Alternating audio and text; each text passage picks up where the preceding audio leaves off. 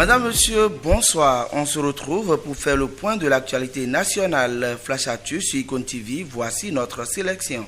Plus de 5 milliards de francs CFA alloués aux écoles primaires publiques au titre de l'année scolaire 2023-2024. La décision est rendue publique par le gouvernement dans un arrêté interministériel en date du 2 avril de l'an 2024 signé par le ministre des Enseignements maternels et primaires Salimane Karimou et son homologue de l'économie et des finances Romuald Wadaï. 7 584 écoles seront prises en charge grâce à ces fonds qui sont répartis par commune.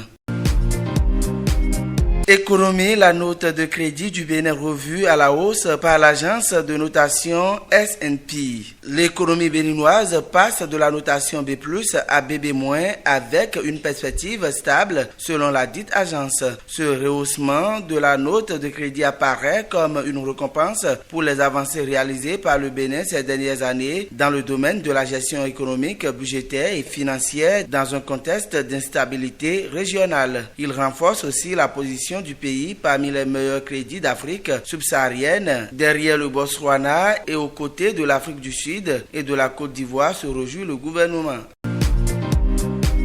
Et puis le pétrole brut nigérien est désormais disponible au Bénin malgré que Niamey maintient ses frontières fermées. Extrait des puits d'Agadem, l'or noir a atteint la station terminale de Sémé au Bénin en fin de semaine. 6 mois après la mise en service du pipeline Export Niger-Bénin, le constat a été fait dimanche par la société ouest africaine Wal Pipeline Benin Company, le principal bras financier du projet. Elle s'est rendue compte de ce que le pétrole a parcouru effectivement la distance de près de 2000 km pour arriver à la station terminale de Sémé où il sera stocké pour être acheminé vers l'offshore SPM pour la vente.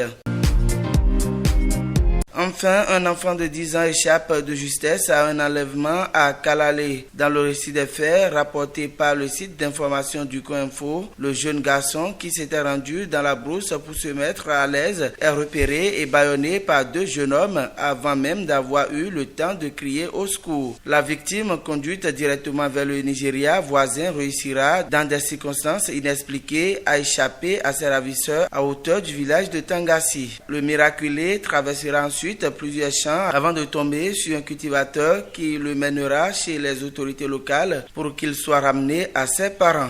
Fin de ce Flash Actu, merci de nous avoir suivis et à demain.